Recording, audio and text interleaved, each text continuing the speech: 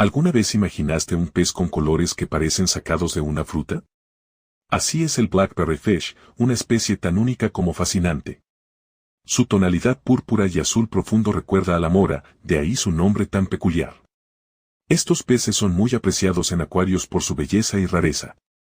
Su aspecto brillante hace que parezcan joyas vivientes bajo el agua. No es un pez común, y encontrarlo es todo un lujo para los amantes de lo exótico. Además de su color, destacan por su comportamiento pacífico y elegante al nadar. Un verdadero espectáculo acuático que roba miradas. Descubre más especies sorprendentes como esta en nuestro canal. Suscríbete y acompáñanos a explorar el mundo animal.